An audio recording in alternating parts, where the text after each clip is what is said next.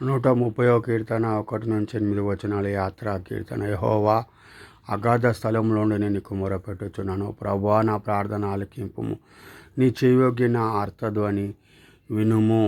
యెహోవా, నీవు దోషములను కనిపెట్టి చూచినడల ప్రభువా, ఎవడు నిలువగలడు? ఆయనను జనులు నీ యందు భయభక్తులు నిలిపినట్లు నీ యొద్ద క్షమాపణ దొరుకును. యెహోవా కొరకు నేను కనిపెట్టుకొనుచున్నాను. నా ప్రాణము ఆయన కొరకు కనిపెట్టుకొనుచున్నది. ఆయన మాట మీద నేను ఆశ పెట్టుకొని ఉన్నాను. కావలివారి ఉదయం కొరకు కనిపెట్టు కంటే ఎక్కువగా నా ప్రాణము ప్రభు కొరకు కనిపెట్టుకొనుచున్నది.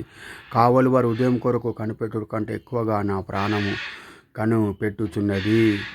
ఇజ్రాయేలు, యెహోవా మీద ఆశ పెట్టుకొనుము. యెహోవా యొద్ద కృప దొరుకును. ఆయన యొద్ద సంపూర్ణ విమోచన దొరుకును. ఇజ్రాయేల్ దోషములన్నిటి నుండి ఆయన వారిని విమోచించును. దేవుడు తన పరిశుద్ధ వాక్యం దీవించి ఆశించుగాక.